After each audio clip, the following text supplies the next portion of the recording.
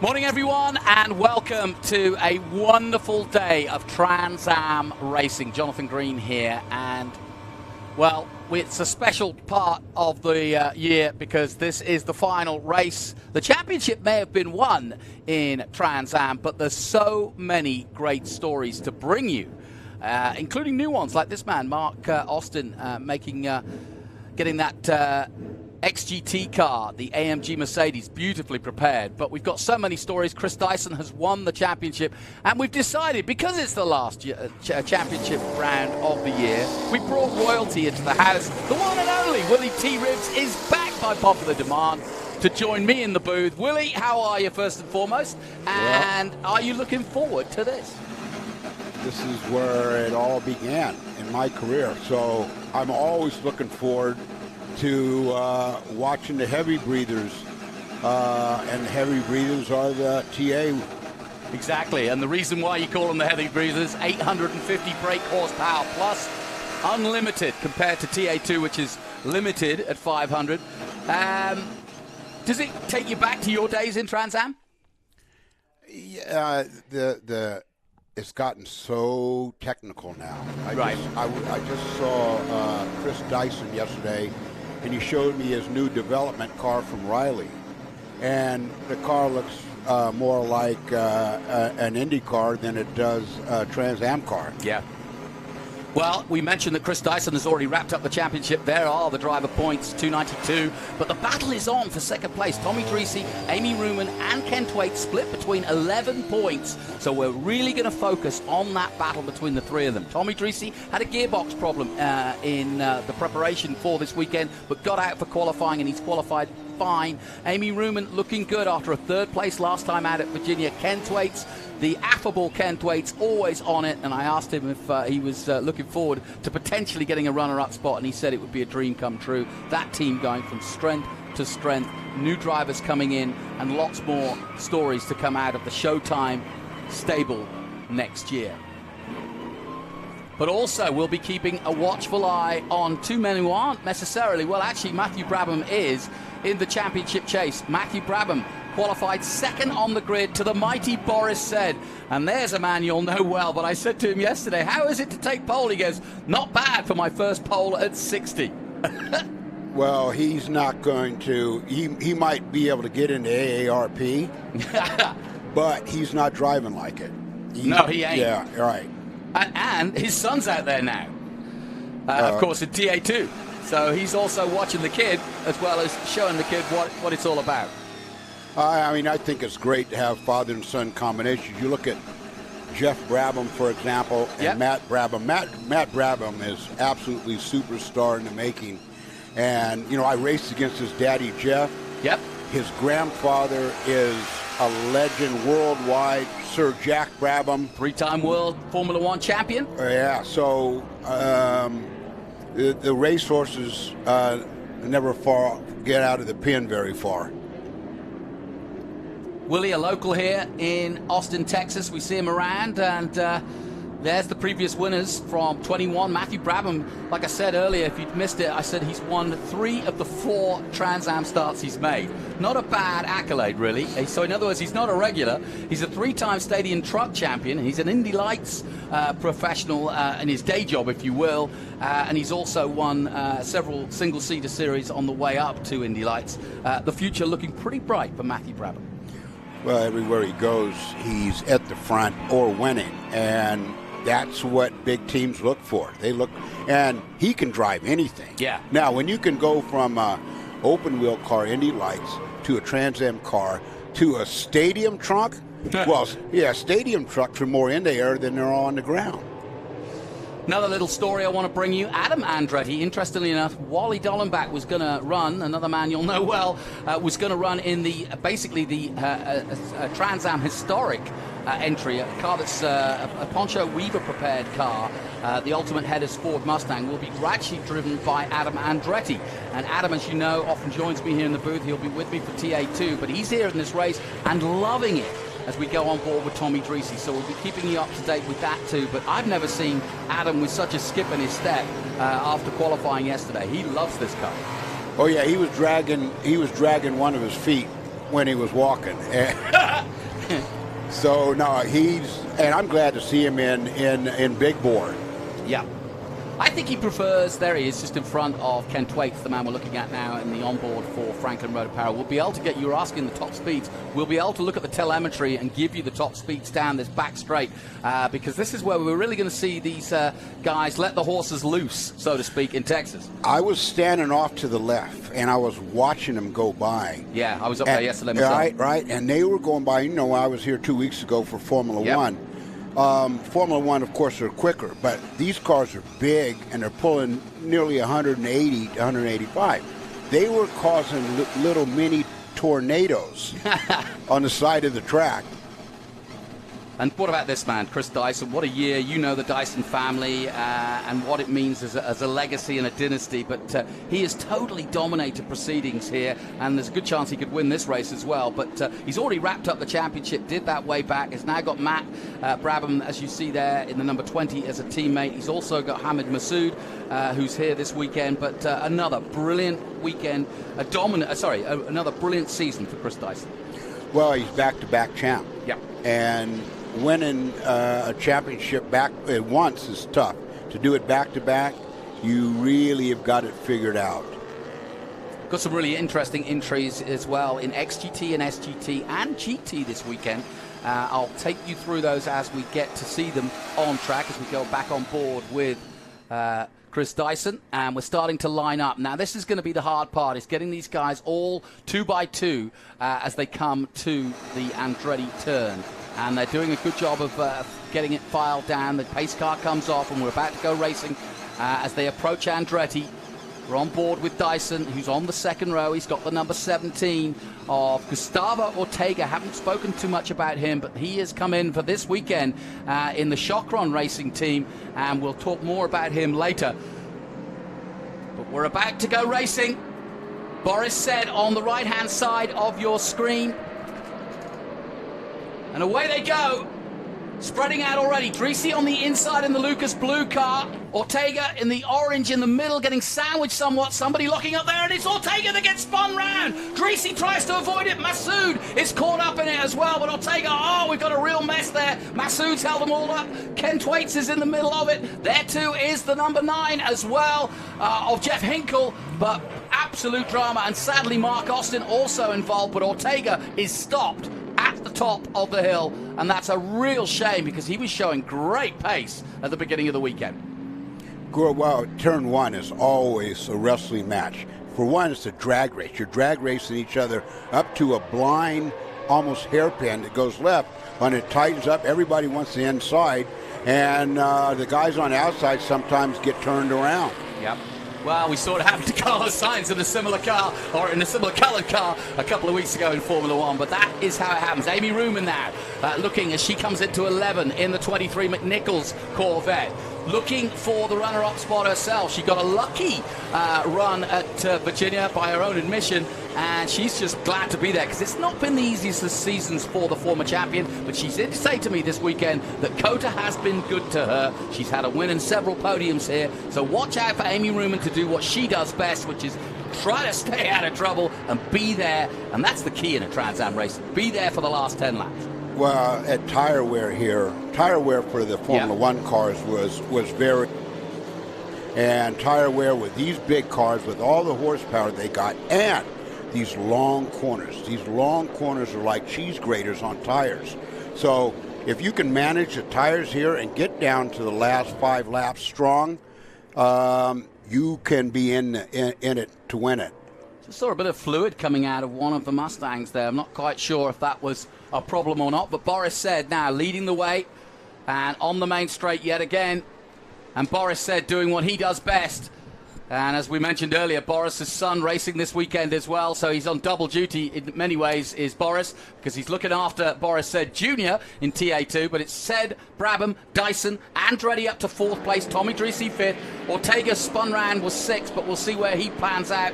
And everybody started to spread out. Masood has recovered too, but has dropped down the board. So there's going to be guys coming through like Masood, who made Masood is in 12th at the moment after that coming together at turn 1, which he tried to avoid by going wide, but then got stuck behind Ortega. There's Griffin, and the GT class also in full swing. We'll keep an eye on that battle. XGT, GT as well at the moment in GT. Chris Coffey, one of the top guys out there. We spoke to Chris, really looking forward to racing here in the Maserati. And there's Masood coming through. He's got, 30 laps here on this long track is a long time. It doesn't look like a big number, but this track is almost 3.5 miles long. And you look at the rattlesnake section there, yep. Right? Back and forth, and you're in it for a long time, and you're not just abusing one side of the tires, the right side, but you're on both sides. Both right side and left side tires are getting angry. You're using them, and you're putting a lot of anger on them. If you can manage the tires, right? Don't try to make up lots of time. Just stay in it. Keep the tires under you. Masood has got a chance to get to the top 3. Looking at Dirk Leuenberger in the Dodge Viper getting bulked there a little bit. We spoke to Cindy Lutz, who, of course, she runs the stable that Leuenberger, she's basically taken him from a wannabe, and I don't mean that rudely, but she's taken him from somebody who really wanted to be a good racing driver, and she's helped him, and now he really is pushing on very well indeed. No question about it. And Leuenberger trying to get out there. Now, what's that? That's the 142 going slow there in the middle of the track there, just trying to get out the way of everybody else. That's Matt Crandall in the Chevrolet Camaro, but that's in the XGT class. I'm not sure what's up with him, but he tried to get out of the way, but he was still online. And lap 3 of 30 here in our TA race, final race of the season. One thing about the final race, Jonathan, is that you want to go on vacation in a good mood. Yes. Right? It's a long winter. Yeah. You want your Thanksgiving turkey to taste good. So they're going, you want to do really well here. If you can win, you win. But you definitely, the championship's on the line from 2nd, 3rd, and 4th. And they want to be happy. And they're going to run each other hard. Yeah, we just saw the quick glimpse there for the 42 of Danny Lowry in XGT in that Audi R8 LMS. We're on board now with Ken Thwaites. And I quite like races like this where people like Ken and people like Masood have to come through. And it's an art in motor racing that is not often as much talked about, which is how you get through cars that may not be as quick as you or in a different category from you. You've really got to be careful how you do it, right? Well, you want to time it right. Hopefully that, you'll catch them going into the corner and then come off the corner and rocket ship by them. But, if you get into a section like this, for example, you're in the rattlesnake section where it's back and forth, you're gonna get held up a little bit. This is great. Look at this. Out of 12, a real battle here for the GT classes. And like I said, we always run TA when we've got the numbers. There's Ken Thwaites making his way past Leuenberger. He was involved in that first turn incident in the Franklin Road Apparel car. And Ken having a bonsai season. Brilliant stuff by him. He could take the runner-up spot by the end of this race, but we're not going to predict too much here because anything could happen. But Boris said for sure, that's about the one thing I can tell you, is flying in that Poncho Weaver prepared Charger. The drivers who were caught up in the turn one fiasco, they're praying for a yellow flag. Yeah, exactly. They're waiting for a big mistake out there and get the pace car out, which closes them right up, and they get a better shot at getting to the front. Here's our first real look at the number 16 of Chris Dyson, currently in 3rd place. That battle you've been watching included Wang, Griffin, Dealey, and Grant as they battle it out with Ford, McLaren, and Maserati. Dyson, of course, in his own battle, trying to chase down his teammate Matthew Brabham, who won this race last year when Dyson couldn't come.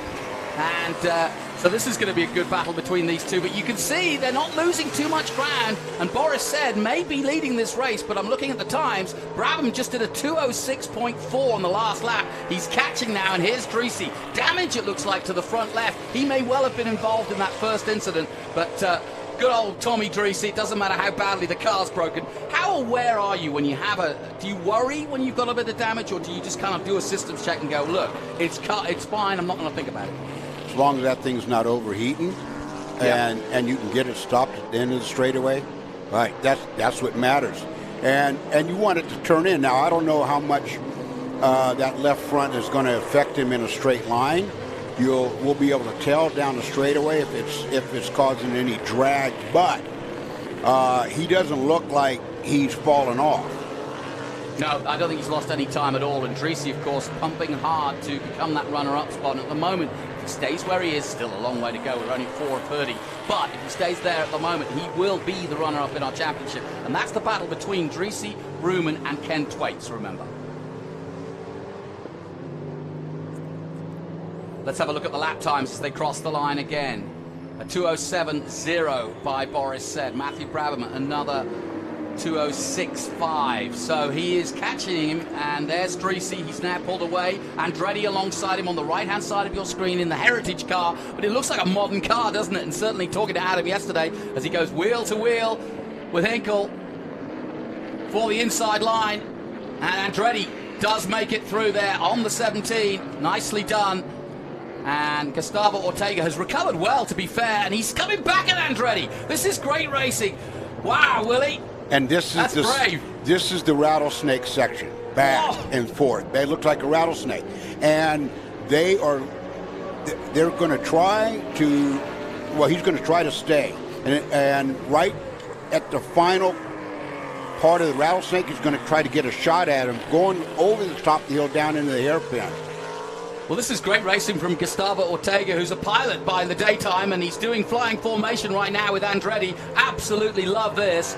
Andretti losing out, though, on that particular battle between the two of them. But if I know Adam Andretti, he'll be back at him. And, of course, his uncle now has a corner named after him, and was celebrating that with Mario over the last few weeks. Of course, he drove in California at Laguna Seca and here at the Circuit of the Americas, and just a wonderful couple of weeks for Mario Andretti, now having his own name on a corner here at the Circuit of the Americas. Into 12 they come. Andretti just behind this group of 3. Dreese leading it. And Dreese at the moment in ascendance as we go back to Amy Ruman. She's currently in 7th position. Dreese in 4th. We're keeping an eye on them because that's the battle for the runner-up spot. Ken Thwaites in 10th at the moment as we stand after 5 laps. You know, Dreese is starting to put a little distance on Amy, but Amy's smart. She knows, she's predicting there's going to be a caution, so she's not wearing herself out nor the car, and she's planning on a caution.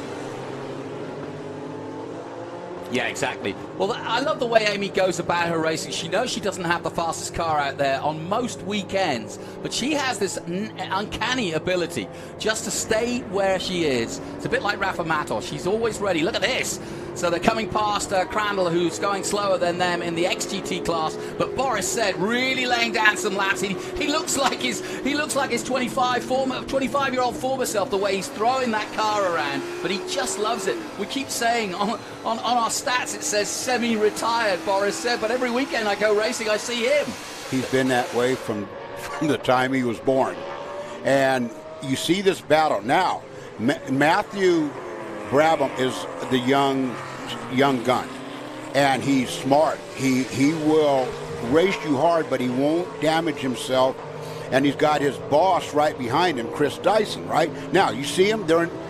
Matthew Brabham's going to take a run at him. He's going to try to get that vacuum cleaner right at the end of the straightaway. That's where it all went wrong for Alonso a couple of weeks ago, but not for Brabham.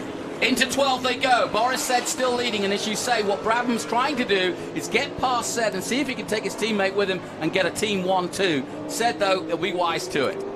Well, Boris knows we got 24 laps to hang on to keep him back. Yeah, right? Long time to go. 24 laps, and that's a long pit time. Stops, yeah, that's miles. a long time to keep a young kid who's been winning, named Brabham, behind you. Especially, what did he win? 3 out of 4 or 4 out of 5 of the last race? He's won 3. Of the 4 starts he's had in Trans Am, he's won 3 of them.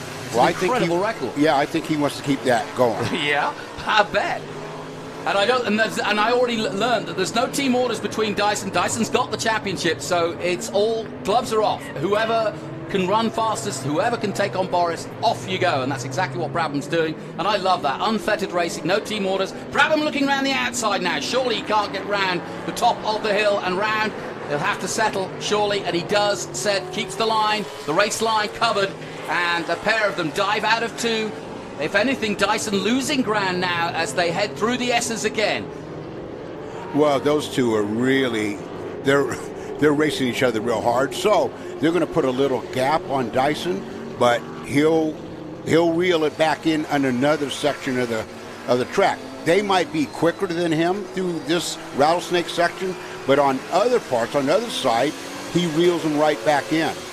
Yeah, if you're not familiar with the Circuit of the Americas, the obvious overtakes are coming into here, 11, and that's exactly what Brabham's winding himself up to have a look at. But the next overtake, get good drive out of here, line your car up, get the slipstream if you can, try to suck in the air, and then get into 12 as early as you can on the inside, making that block pass and making it impossible for the man on the outside to do anything. And that's exactly what Brabham's lining himself up to do right this moment. There's a long way to go down here, but here we come under braking, and this SGT car might come into play here for Brabham, but he gets out of the way for both of them.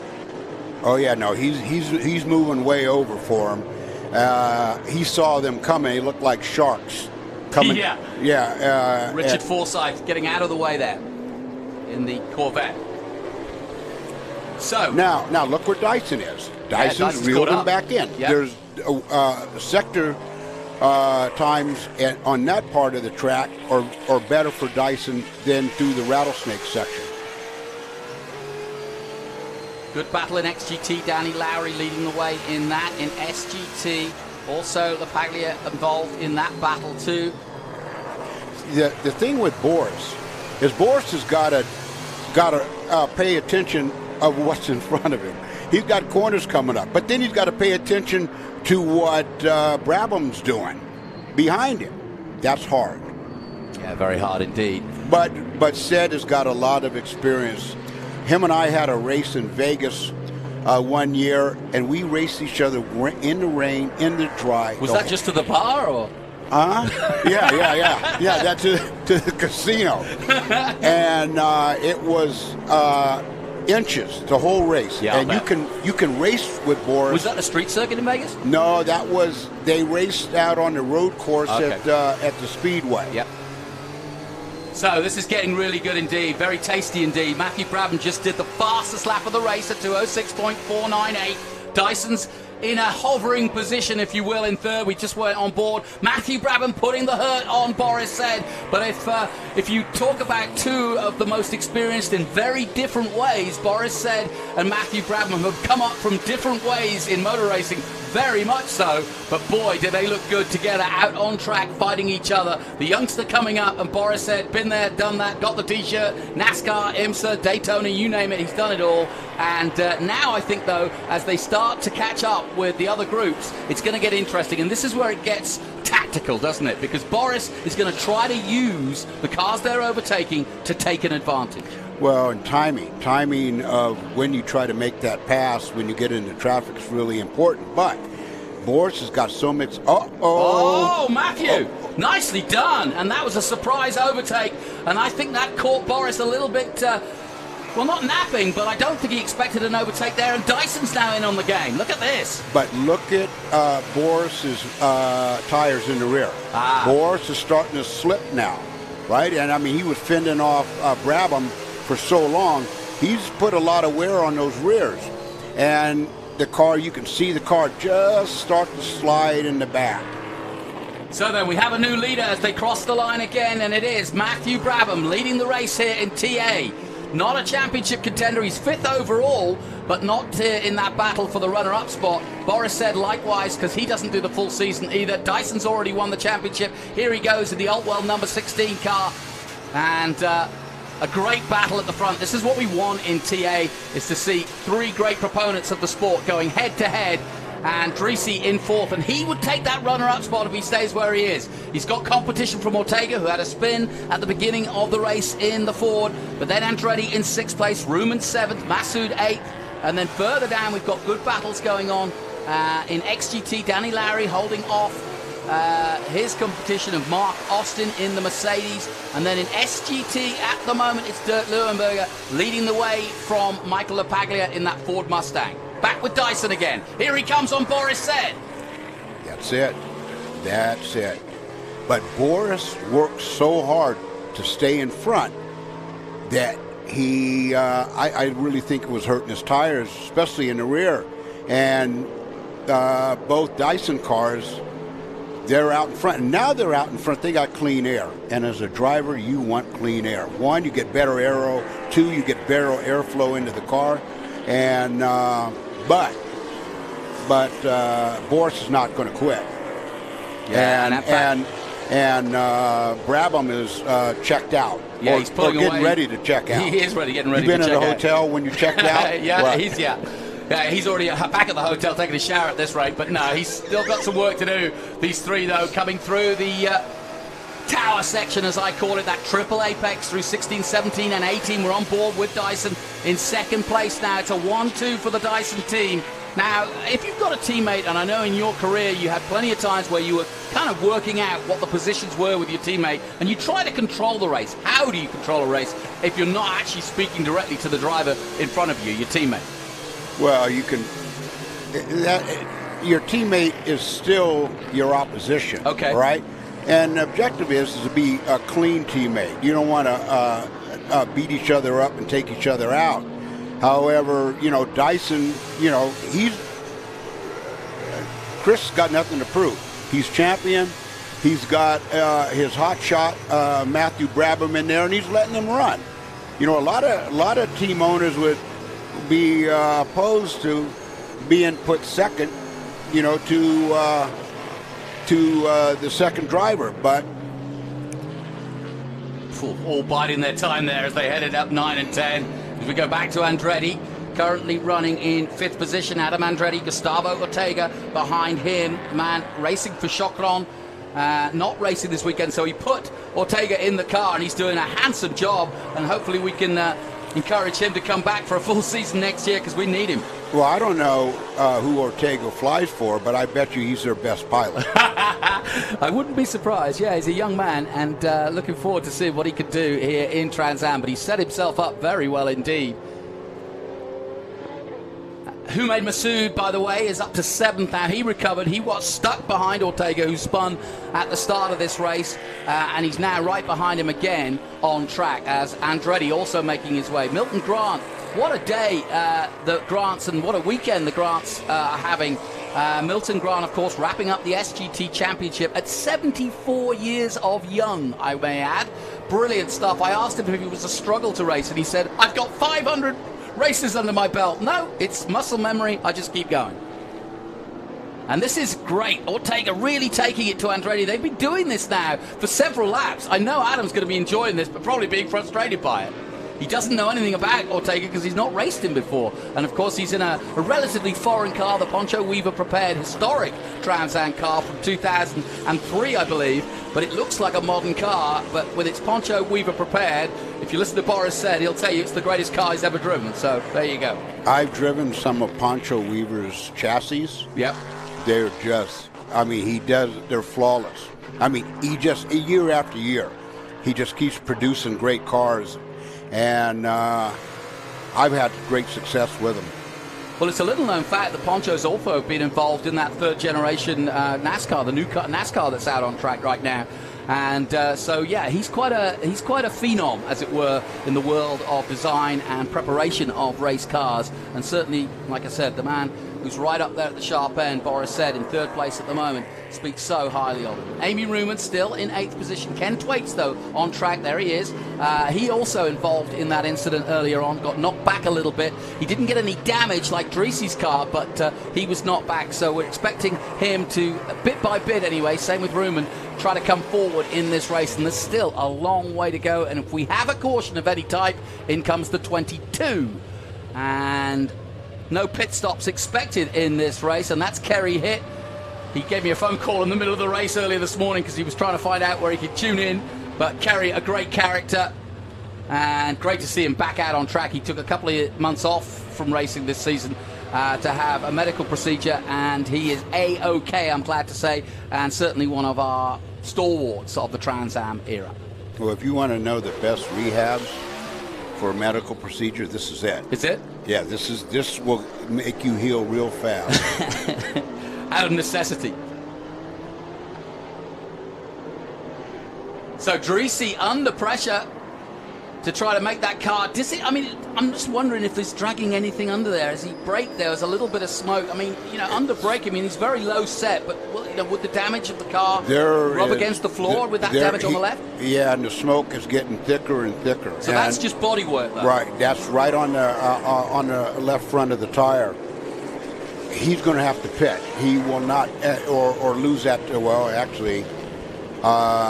Well, he's starting to lose the left front because they're working on him. Yeah, he slowed right down. So Dreesy in trouble, and this changes everything, folks, because if Dreesy genuinely does have to pit, there are no pit stops in this race, and if he has to, and as Willie just rightly explained, if that is rubbing, bodywork is rubbing on the tire, that tire will explode eventually under the pressure of both the bodywork and the hurt it's getting, and he'll have to come in and replace that front left, pull the bodywork up if you can. But if I know Tommy Dreesy, the Hollywood kid, is doing what he says and staying out there because he knows the championship runner-up spot is on the line here. Andretti's passed him as well, so he has to just hang on. Can he adjust his driving? No.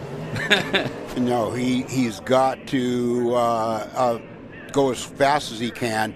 Hopefully, he'll get a caution and then get a pit. But it's I think the longer he lays on it, the worse it's going to get.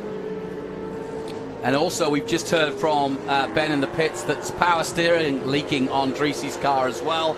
And also, Boris said, complaining about a vibration, may have to come in for a new tyre himself. So this race is about to turn on its head. That's why I wasn't getting overly excited when we got the first positions and everybody settled down after that first spin of Ortega, because this race is changing by the minute. Dreesy looking for the runner-up spot, but it's far from over and far from won either. If that's power steering fluid, and I saw that it wasn't blue smoke, it was white smoke and and very thin, which is power steering burning, right? Power steering fluid burning. Now, it's going to get harder and harder for him to turn that car. And if you notice, a couple of times he went real wide, right? We went real wide because he's got to put a kitty grip on that steering wheel and eight forearms to get it turned. Well, he's in real trouble now because he's down to 6, and it's just between him, Masood, and then Ruman, who's chasing for the championship. 11 points, remember, at the start of this race. Dreesy had the runner-up spot, but again, drama. And I mean, you know he's from Hollywood. If there wasn't for drama, I don't know what Dreesy would do per weekend, because every weekend that number 8 Lucas car seems to have problem. And there you see it, Willie, perfectly explained, and he just illustrated it for you. Oh, you cannot believe how hard it is to turn those cars in the middle of a corner if that power steering is not on. Yeah, they're heavy, heavy cars, right?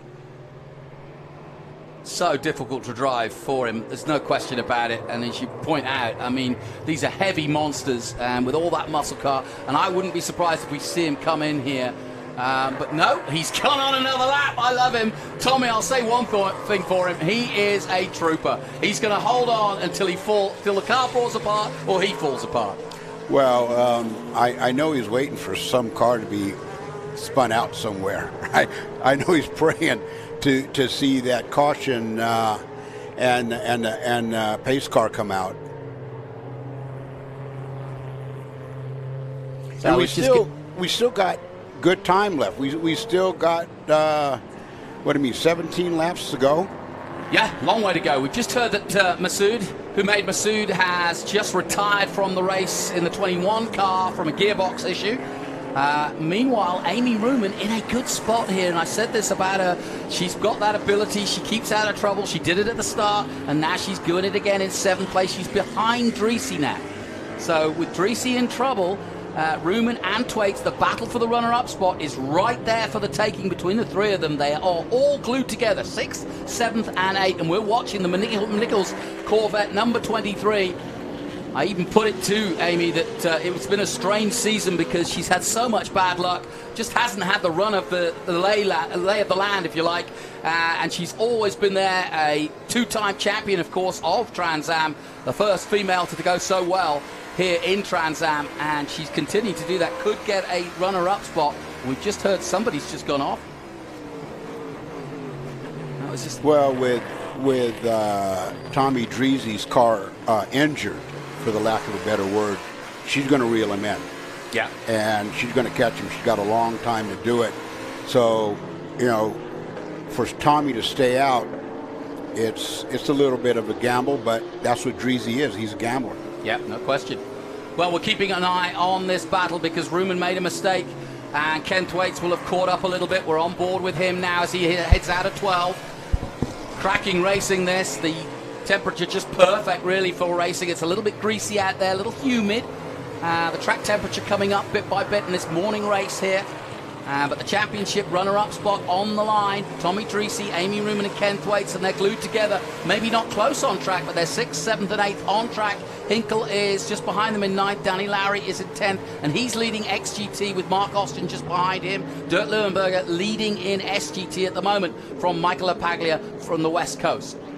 You know what I like about what Thwaites is doing? He's being real patient. He's not abusing himself or the car, and I think he's anticipating something to go on at the end too, like a caution. And he's slowly but surely bringing himself and watching the other cars ahead of him start to wear themselves out.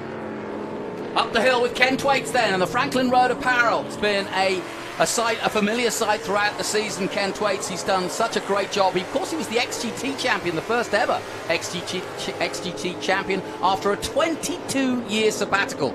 Can you imagine at 23 when you were racing, you took a 22-year sabbatical? I'd still be there. Yeah. Well, we're looking at Amy Ruman as she comes up the hill now. But yeah, a long time off racing while he built his business so he could go racing. And yeah, Ken Thwaites is just a great story. And since he's come back to racing, he won in XGT, and now he is leading a big team for Showtime Motorsports. And big story coming up with him. He's got new drivers coming in next season. He's already signed up Dylan Archer, who will be racing in TA2.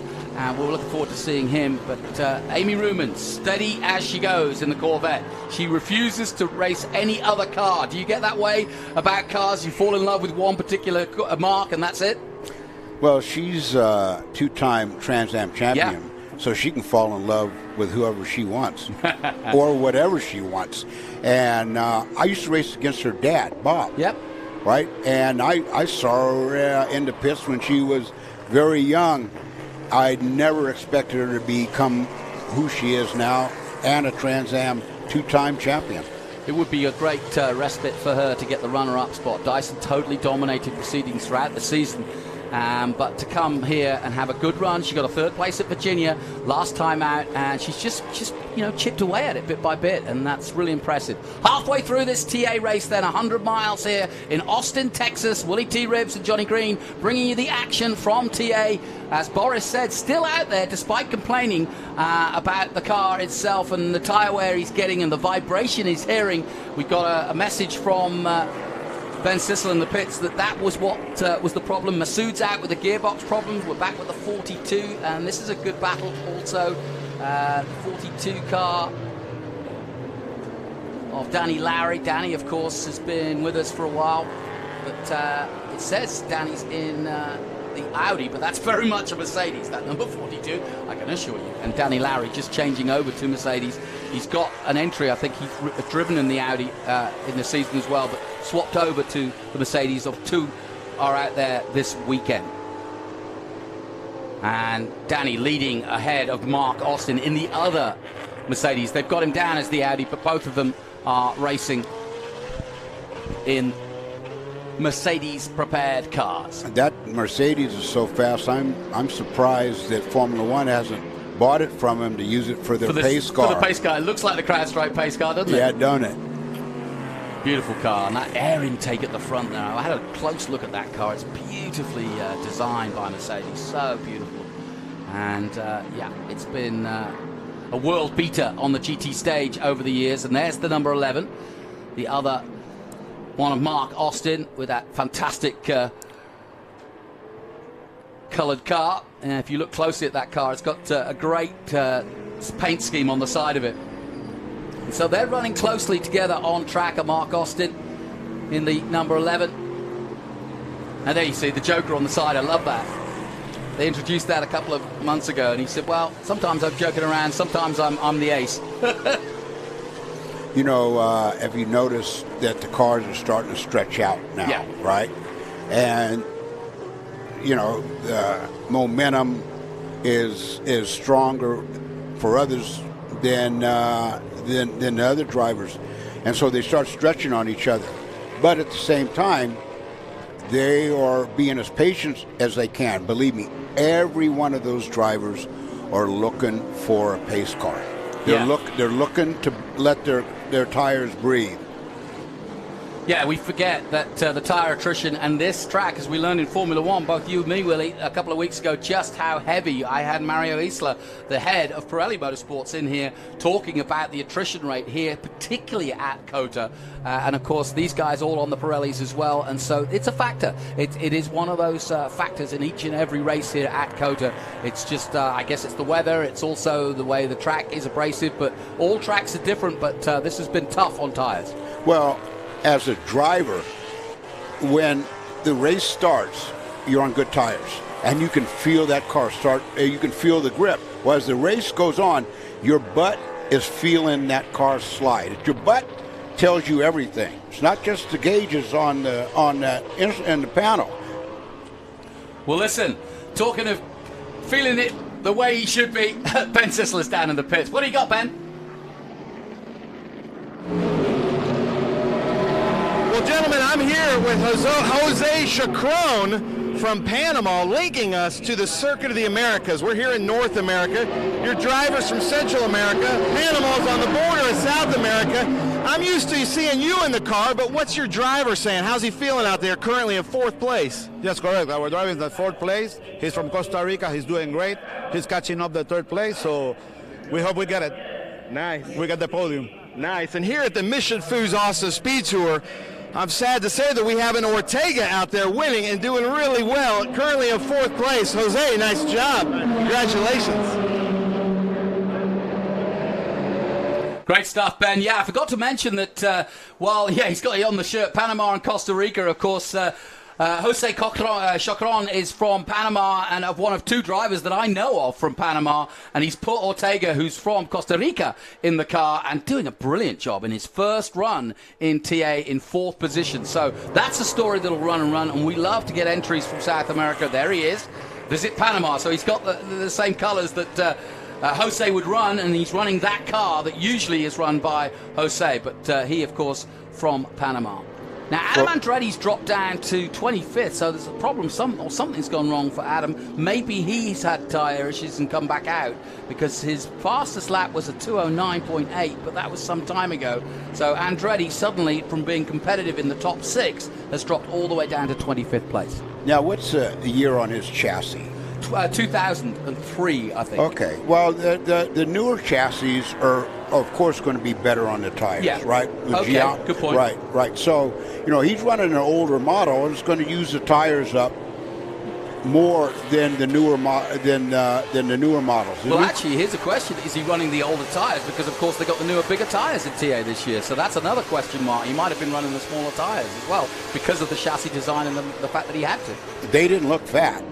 No. They didn't look like fat tires. There you go, then. Right? That's probably the answer to that question.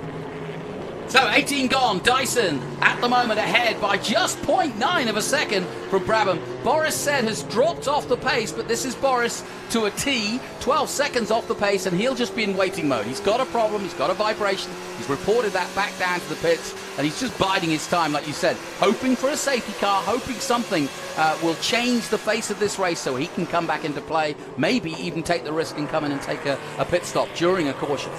You know, if he's got a vibration, I certainly never saw him lock the brakes. No. I never. And usually when you're getting vibration in the front tires, and I think he might be talking about the front, if there's vibration in the front, it's from locking them. And I never saw him lock one time. And Boris doesn't lock tires. Yeah, he's very good with his equipment. What's funny, the funniest story of the weekend for me is Boris helping his kid get into the car. And I saw Rafa Matos, our current champion, and could be back-to-back by the end of today.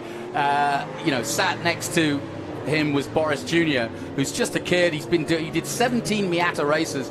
And I looked at Boris and I said, "Are you all right? Are you doing the work this weekend?" He goes, "I've never been so nervous in all my racing career, getting my kid out there." Yes. I don't, he's got to concentrate on what he's doing. But in his subconscious, he's thinking about what Junior's doing out there. It's a massive weekend for him. He's never really done this. He had a chance at Virginia, but was taken out on the first lap. So this is his first real trial at Trans Am, or in Boris's words, his first real trial at a race car. In terms of, he looks at Miatas and says, "Yeah, that's a production car, but this is a race car, purpose built." Yeah, but he's got a great teacher. Yeah. He's got a great teacher. Yeah. We were laughing last night talking about there's a book to be written on. Boris said there's a book to be written on you too, but you've already got Uppity. If you haven't seen it, go and watch it. Adam Carolla making a great movie. I had a chance to talk to him about it, but your story so brilliantly pointed out in that movie. It's on Netflix? Amazon, excuse me. Yeah, Almost Amazon Prime. Amazon Prime. Well worth a watch. Are you happy with the outcome? It's been more than I imagined. I don't think about the future and what results that would come from it. It's been crazy. Yeah, it's a true story of American grit and American racing at its finest. Willie T. Ribbs, his story. Go and get it on Prime. Uppity. Got to give him a plug there. Thanks for coming in, by the way. Well, you and I this is our second show this year. Yes, it is. Yeah, we did Monterey, and this is our second show. And when Tony Perella called me and asked me, "Hey, look, would you do a show in Coda?" I said, "With Jonathan?" He says, "Of course." I said, "Of course." Well, very kind of you, Willie. Willie, of course, a local here in Austin, Texas, as I am. Mark Austin is the man we're watching on track, leading at the moment in XGT in 9th position overall. But more importantly for him, he's ahead of Danny Lowry. He's got ahead of Danny Lowry in the last couple of laps. So that's the change around in XGT at the moment. Mark Austin moving ahead in that AMG GT3 car of Danny Lowry. SGT still being led by Dirk Lauenberger, Michael LaPaglia in 2nd place, and in 3rd, Greg Anthony. First mention of him so far, currently in 13th position. There's Dirk in the Viper. Yeah, I had a long chat with Cindy. She had a big off at the last race, and it was nasty, to be honest. At Watkins Glen, and that was she came out of the bus stop and went literally straight into the wall there and smashed the car up and herself up a little bit as well. So glad to see Cindy here and up and running and looking after Dirk, and had a good chat with her. And Dirk locks up there a little bit at the top of the course there at 11, but gets through it. It's a tricky corner, that. It almost wants you to go further, deeper into it. But if you get the line wrong, you can slow yourself right down by a lockup like that. Well, turn one, and, I was talking to Lewis about turn one, Lewis Hamilton. And he says, when you're going up, when you cross the start-finish line, you're looking at a hill right in front of you. It's flat, and then all of a sudden you go up this hill, and you can't really see the entry at turn one. You don't see the entry until you're actually in it, right? So to judge your braking distance is just, takes a rhythm. I mean, you really, in your peripheral, you can see where you are and where to get on the brakes. But driving in there, it's really difficult because of your vision. Now, don't forget, Michael LaPaglia also racing in the West Coast. He's leading in the West Coast Champion in SGT. He's behind Dirk Lauenberger, but he's a national entry. So for the West Coast fans, Michael doing a really good job in that Ford Mustang and leading for the West Coast Championship. So that's why we've got such a big field here, is because we've got the West Coast boys here.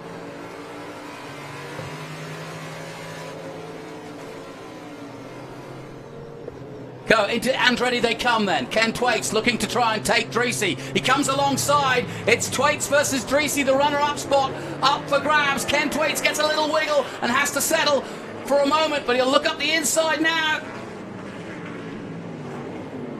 That's it. And that is a textbook overtake at Coda. He's just got to keep it all together now and hold still, and he does. But that's good work from Ken Thwaites. He's learned well. I'm surprised that Dreesy's running as hard as he's going. He's still going pretty damn fast. Yeah, without the power steering. Yeah. Right. I've seen Matos and Andretti do that, but it's exhausting. He's going to have to soak his forearms in ice water when he's done with this. But he'll keep going, I can guarantee you that. That's one thing I've learned about Trans Am. 100 miles, it doesn't sound that far. 30 laps doesn't sound that far. But once you get into it, it becomes an endurance sprint. We've described it that way in the past. And that was a good move from Ken Thwaites, and that puts him in ascendance in terms of that runner-up spot. If Dreesy does get into more problems, but right now, by my calculations, because remember, Thwaites was in 4th position. He's put himself in a good position, but it may not be enough with Dreesy just behind him. But if Dreesy drops back and Ruman comes up a little bit, it might just help Ken Thwaites take the runner-up spot. Down the back straight he comes then, on board with Ken. Well, I mean, he's been very calculating, and it's paid off. I mean, he's not made any mistakes, and his team is telling him. His team is on the radio letting him know what the other driver's pace, and they're letting him know. They're counting him down. You're getting closer. Just keep up that. Keep doing what you're doing, and do no more. You're going to catch him. Well, look, damage to Milton Grant's car. Our SGT champion spoke to him yesterday. Very happy with the year that's been. Of course, the Grants heavily committed to racing. There's 4 of them. Keith Grant getting a runner-up spot last time out at VIR. Cary Grant also in this race, the 48-year-old who got his first win in T8 last time out at VIR. So it's been a happy season for the Grants, no question about it. 4 of them in all racing. And it's just part of the dynasty that is Trans Am. It seems that once somebody's attracted to it, everybody wants in. And we'll keep an eye on Milton's quest at the moment with that broken car, but it doesn't look as though it's affecting him in any way. A little bump to the back of a Porsche doesn't do any harm, right? As long as it doesn't affect the engine. I don't think it's going to hurt him aerodynamically. It's definitely not going to hurt him mechanically. We've had a question from the crank. Do the Mustangs have flat? Oh, that's a complicated question for the middle of the race. We'll leave that one. But it's great to be interactive. Keep giving us questions and we'll get to them. We've got a full day of racing, but we will get to that question that was just asked in a moment. But we've got to get back to the action with lap 22 of 30 gone. And at the moment, it's Chris Dyson out front for Brabham. A 1-2 for CD Racing. And Milton Grant ploughing his way through for a great end to the season. Congratulations, 74. I'm sure he doesn't like me telling everybody his age, but I still find that astounding that he is plus 500 races into his career and showing no signs of slowing down. Absolutely phenomenal.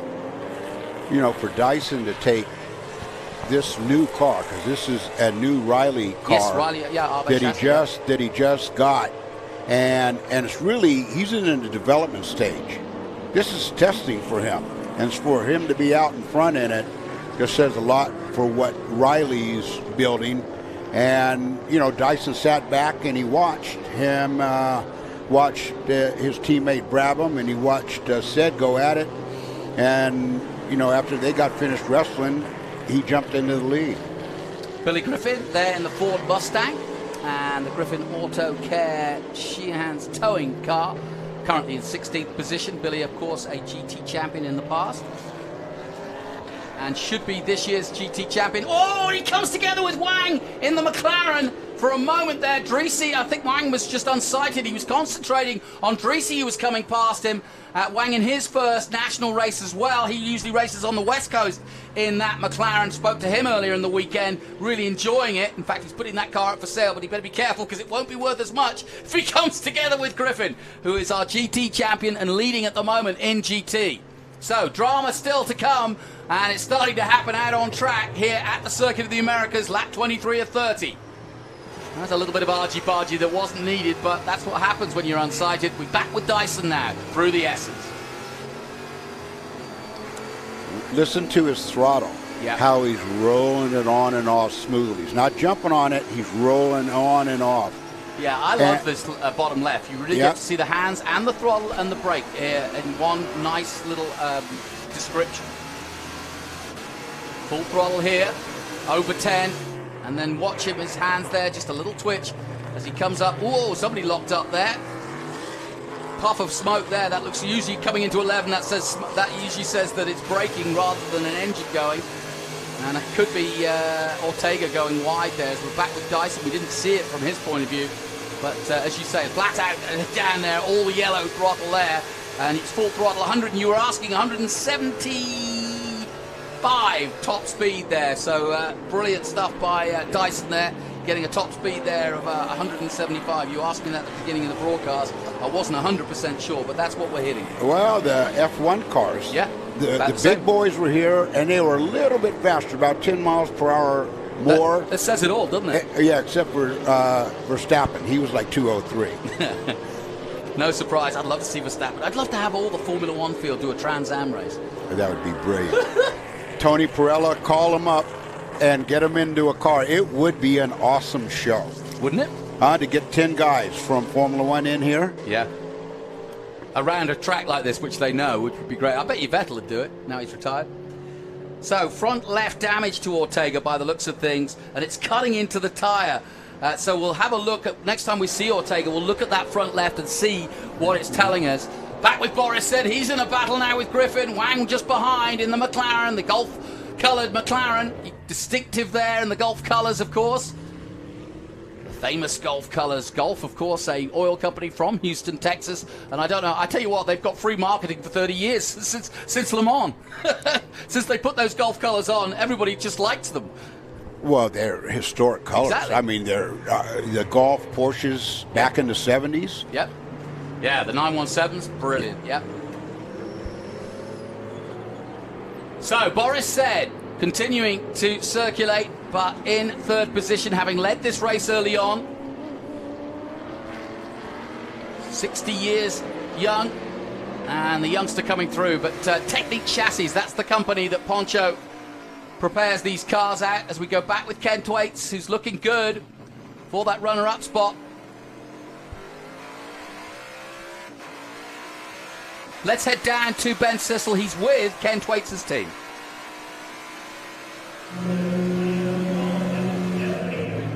Yeah, thank you, gentlemen. I'm here with Gary Seelix, crew chief with Franklin Road Apparel. Kind of a rough start for Ken Thwaites, but now he's fighting his way back through. I think he's currently fourth. What's he saying to you on the radio? He says the car's really good. We had a bad start there, but he said, tell all the leaders I'm coming. You know, we need Tommy Drissy's car to break to get second in the points. You know, that's the only way we're going to get second, but he's having a good run. He went to dead last, and he's drove it up to fourth right now. The car is really strong today, and Ken's doing a great job. Nice. So, gentlemen, he says car's really strong. Tell everybody I'm coming, so keep an eye out for that Franklin Road Apparel at Ken Thwaites. Good intel. Nice work, Ben. Excellent stuff. We go back on board with Ken Thwaites, lap 24 of 30. And Ken doing the business. You can see him fighting the wheel in the bottom left of your corner. That's the throttle and brake also alongside him there. You can see the speed in the middle, and you can see the revs on that rev limiter there in the red. What's the split between Said and Thwaites? So Said is, oh yeah, there we go. Let's have a look. It's quite substantial. He's not gonna. I don't think he's gonna catch him in any time soon. So not in 5 laps. Enough 5 laps. Yeah, right. To be honest, I'm not exactly sure of the exact split. It's such a big split that they haven't put it up as an actual difference between the two. So in terms of the sector times, I don't think it's an issue right now. So the best that Ken can hope for is fourth position. But because Brabham, Dyson, and Said don't really count in terms of, I mean, they count for points, but they don't really count in terms of the championship chase. Ken's in a good position, but Drissy's hanging on here, and this could be enough to keep Drissy in that runner-up spot because he's just behind Thwaites and therefore won't lose more than 11 points to Dreesy, in my mind. I mean, we're in the thick of it here, but and here comes Amy too. Just to add to my calculations, here comes Amy past Dreesy. And this will be a sight for sore eyes. Dreesy will not like these two. These two have got history. They've raced each other very, very hard over the years that I've been doing Trans Am. And no love lost, but good fighting potential between the pair of them any time they meet on track. But that was an easy pass because Dreesy is limping, just to use a phrase, in that car at the moment.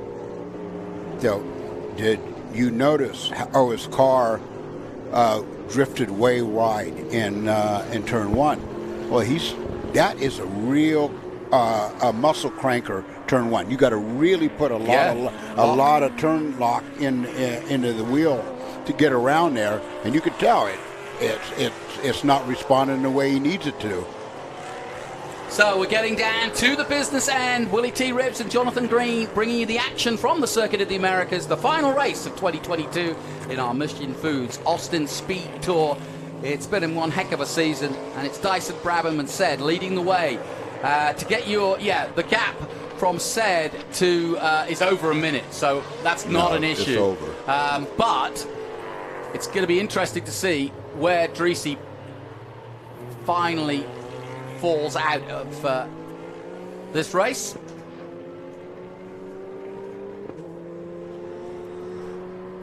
Yeah, I just had confirmation from race control that if Dreesy stays where he is, he will be the runner-up, and that's the big story we've been waiting for. So Tommy Dreesy's got to hang on now for dear life, and this is a horrible position to be in. I'll put you in that position, but Dreesy, your car's not great. You've got to get to the end. There's still 4 laps to go, and anything could happen right now. You want to know from your team right now who the next guy is that's going to get you, right? Yep. And so you want to keep him from you want to sort of negate his progress at catching you, and that's what Dreesy's thinking right now. All right, how can I keep up my pace to keep the guy behind me back so I don't lose points for the overall? Well, you know what? I was asking what on earth happened to Adam Andretti. He went and got those locks of his, washed and shaved, and he's here. What happened, Adam? You were good. You were out there in 6th place, going good in the historic Trans Am car as Ortega now comes into the pits. Yeah, I tell you, the Ultimate Headers group there in that Ford Mustang is such a treat to drive. Unfortunately, we ended up with some gearbox issues, and instead of just exploding the thing, we're not out there for points. Yeah. And I was kind of getting in the way of GT cars, honestly, because I was from 3rd gear to 5th is all I had. And so we decided as a group to at best to park that beautiful machine and let it live another day. But what an honor! I mean, to Wally Dallenbach Jr., it's to be able to step in there and have our name share each other's windshield again, and it's awfully cool. But what a great race that's going on out there! Honestly, I mean, it's a phenomenal race. The track has great grip. It's a battle too. I mean, you can see the front of Dreesy's car. I know that I was getting the back end of me beat up a little bit out there. So yeah, it's a heck of a good time. We've just seen Ortega come in. He's got left front suspension and damage to the rear. We've heard from Dreesy's camp that he's got power steering issues. I've seen you do a whole race without power steering. No mean feat, especially here at COTA. But he's hanging on and will be runner-up if he can complete this race. He's going to be tired. He's going to be a tired cook puppy. It's these things are hard to drive. They're very physical, even with all the small attributes that we have, and power steering being one of those. So without that, it's a big deal. And we saw Tommy's pace drop, but at least it dried up. Like, he was giving a lot of smoke out there, but at least it's dried up on him. And yeah, Ortega, that was a good battle that we had going on together. He seemed to have a little bit of a rough race up there in turn 1, finding himself in the wrong direction a couple times. Well, we've been joined by another great Trans Am, Adam Andretti, getting a drive at the last minute, I may add, getting into that Wally Dallenbach car, prepared by Poncho Weaver. We've got Willie T. Ribbs watching that one of the other greats, another former champion. We haven't really mentioned that, but of course, he's had his own accolades as Tommy Dreesy, but he looks as though he's on, Willie, for runner-up spot, and that is no mean feat in a competition like this. He deserves it. For him to keep that up, the pace that he's running, and he's using a lot of road and more, but he's there. He's got 2 laps to go, and he's gonna come home runner up. What are conditions out there like, Adam? We were talking about tyre temperatures. It's a morning race. How was the tyre attrition? I know you couldn't really concentrate on that because you didn't get to the end of the race, but will it be tough to keep the tyres under you at this point? Yeah, the fronts, believe it or not, the front tires are really taking a lot of abuse. You know, through the end of the S's, you're loaded up on the left front quite hard. And then, you know, as you come through, actually turn 2 actually begins that, starts loading up that left front really, really hard. The end of the S's finishes it off, and then you get a little bit of a break, and then you hit that 16, 17, 18 complex. And oh boy, does that left front just howling at you. Of course, it's really pushing the car. So that's where we found with our car, and I don't know what the more modern down, you know, with the extra downforce they have on the front, if they're having those experiences. But that's what we had, and I was working with the bars and trying to figure some things out, and we had some adjustability in there that I could get in there and save the tire. So we weren't really suffering that.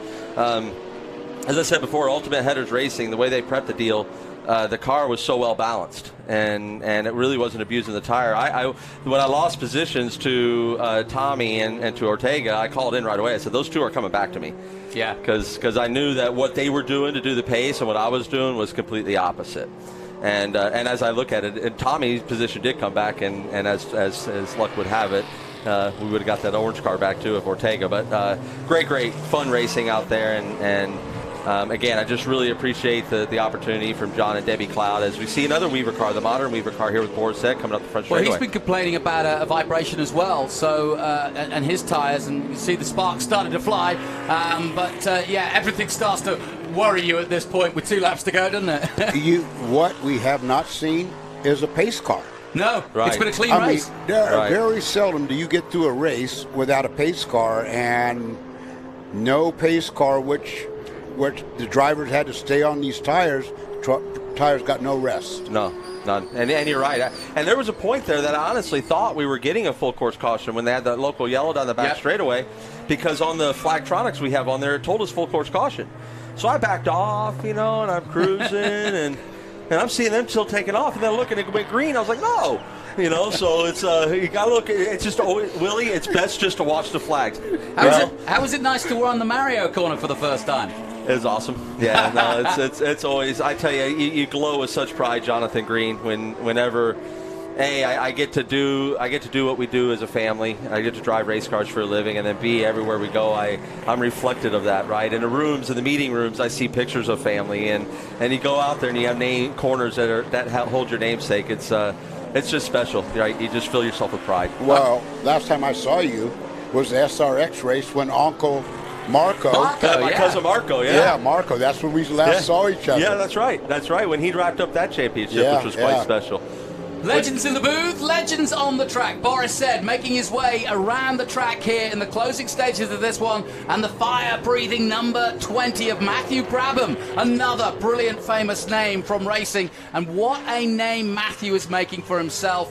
He won this race last year coming in at the last minute, did a bit of an Andretti in terms of jumping into a car at the last minute, but won it in style. He's not going to win it this time, but it's going to be a 1-2 for CD Racing, and Chris Dyson, and somewhat appropriately, Chris Dyson finishing off his year as he started it and as he has continued to dominate it throughout the season. He won the championship, it feels like ages ago now, and for the last couple of races we've been looking very closely at that runner-up spot. Dreesy doing a brilliant job of hanging on, quite frankly, to the car, which has got serious problems, including damage to the front of it after a spin. Were you involved in that, Adam, at the start with Ortega spinning round?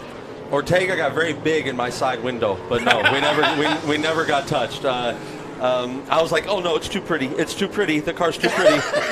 don't hit this one. And so are you. Yeah, I don't want to see you damaged. Well, either. who do you think I was talking about, John? Oh, okay, but sorry. No, I'm teasing. But yeah, no, that car is just such a beautiful piece of equipment. As Matthew Brabham still laying down 11s coming out of the straight, coming out of 16 there, so he's not worried about rear tire wear.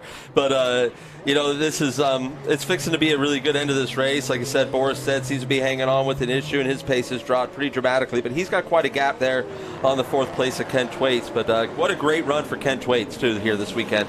A good shout to there. And I tell you what, this right here is great confidence for Chris Dyson in this new Ave Riley chassis, because this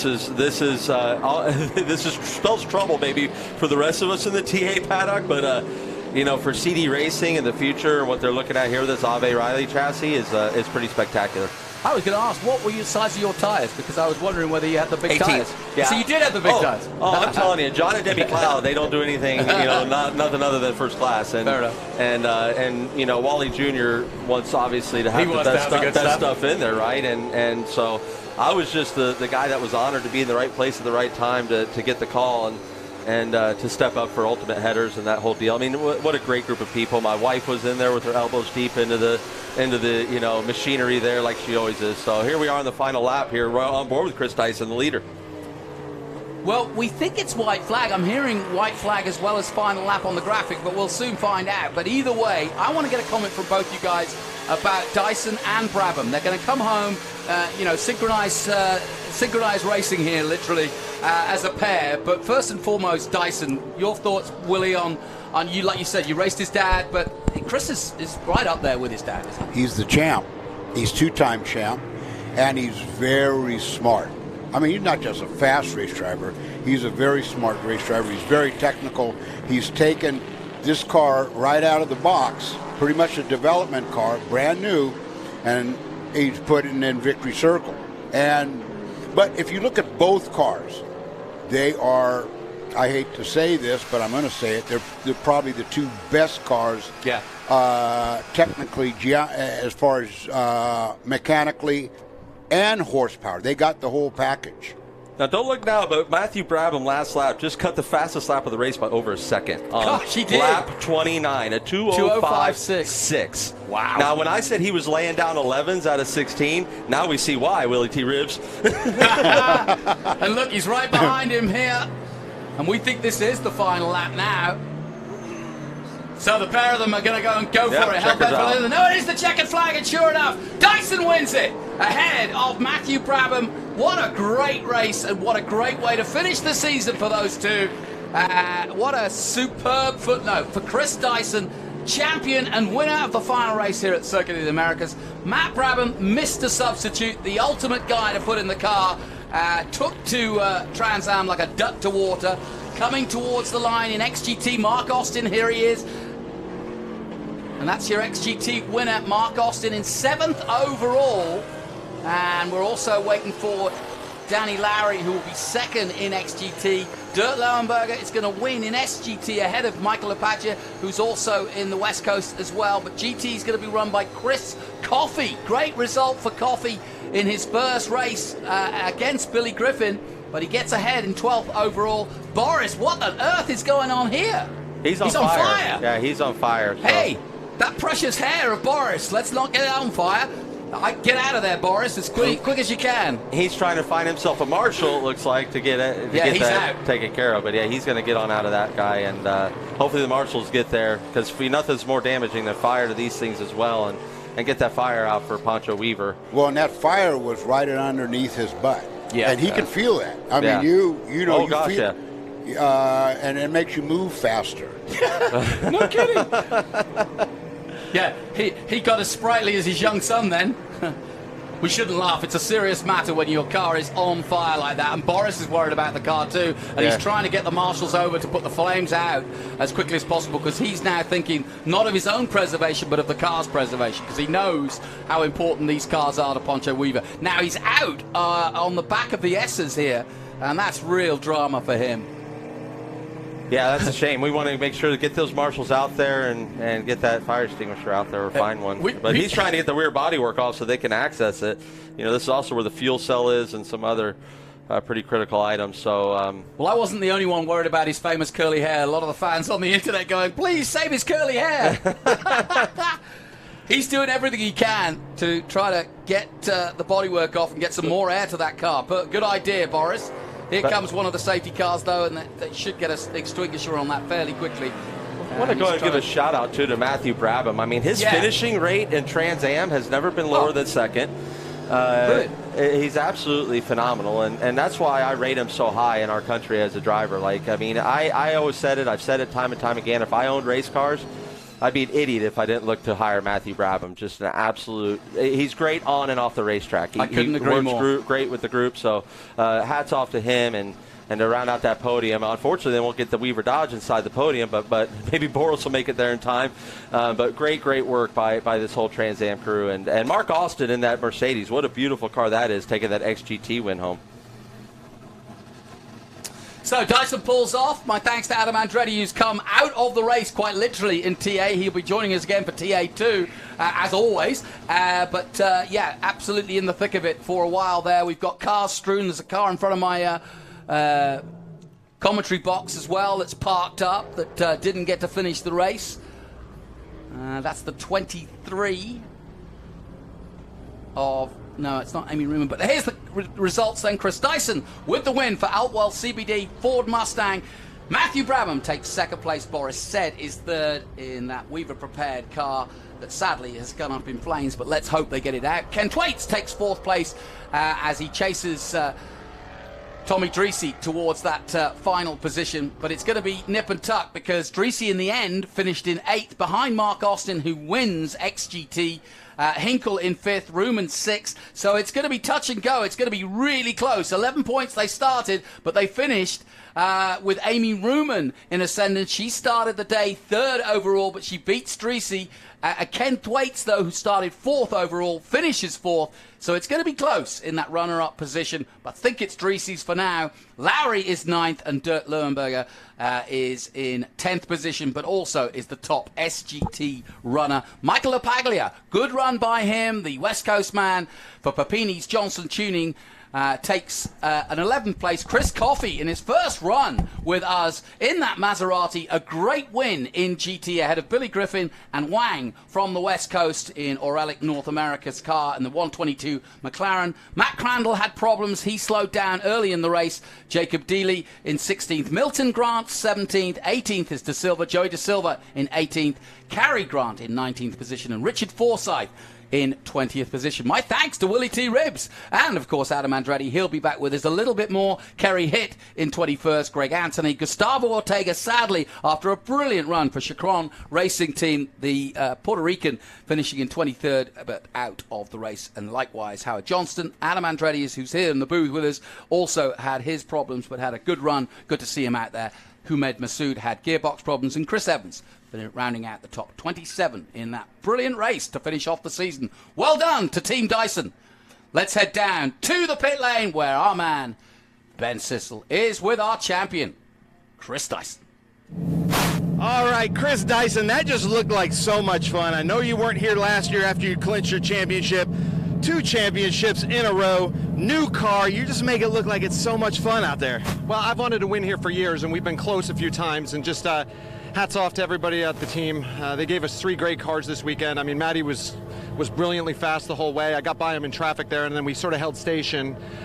He was waiting in the wings, I think, if anything happened. But great win for the Riley Technologies car, and just thrilled for my partners. You know, Altwell, the team. Obviously, Pirelli's been great all year. I'm so proud of everybody. A little bit tired. I'm looking forward to a break. Looking forward to spending a little time with my feet up. Hi to everybody at home, and yeah.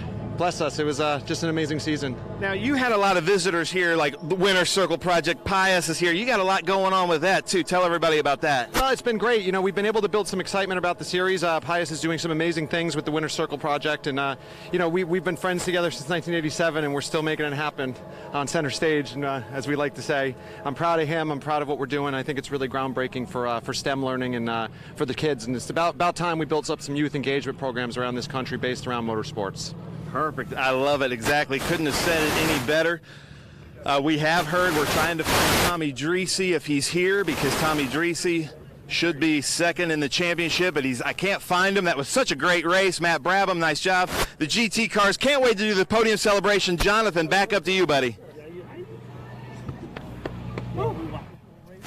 Thanks, Ben. Yeah, great words from Chris Dyson. He deserves that break for sure, and I'm sure the winter, as Willie T. Ribbs was saying, is just a little sweeter when you finish it on a high. Well, we're looking high above the COTA circuit, and while we do, join us for more from the Mission Foods Austin SpeedTour after this.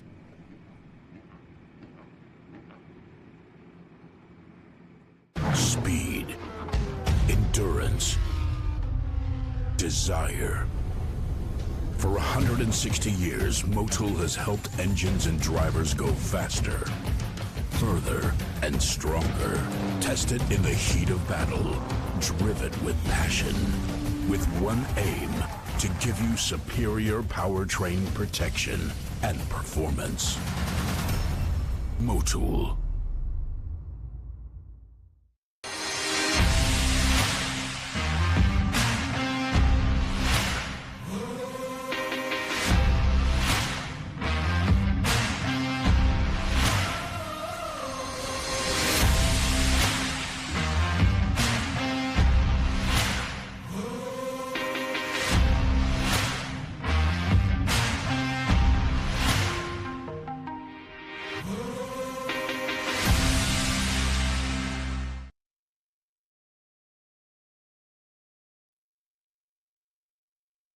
The next generation of communication is here with Allgram, the decentralized all-in-one communication platform.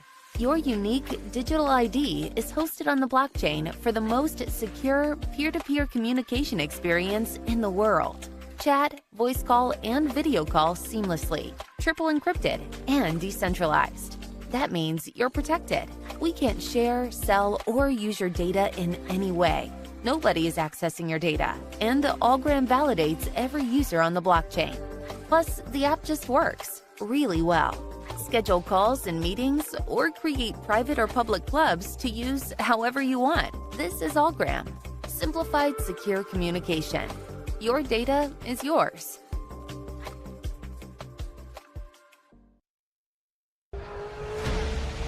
As you can tell, I like to go fast. Our race team is really well prepared. We like to look good, but we also like to dress good, and that's why we shop at Franklin Road Apparel. I own the company, and I wear the clothes that we sell in that store. So check us out. We carry all the top brands: Baldwin, John Barbados, Billy Reed, Goodman Brand, and on down the list. So come see us, Franklin Road Apparel, Franklin, Tennessee. If your tooling isn't quite ready and you need parts, and you need more parts than just a few, or if your run is just not that big, look to the experts in low-volume production, three-dimensional services. Whether it's 10, 100, or 1,000 parts, we can meet your needs. And if it's 10,000, we can do that too. Three-dimensional services delivers high-quality parts for short runs, 70% faster than industry standards. Three-dimensional services. Prototype, production, proven.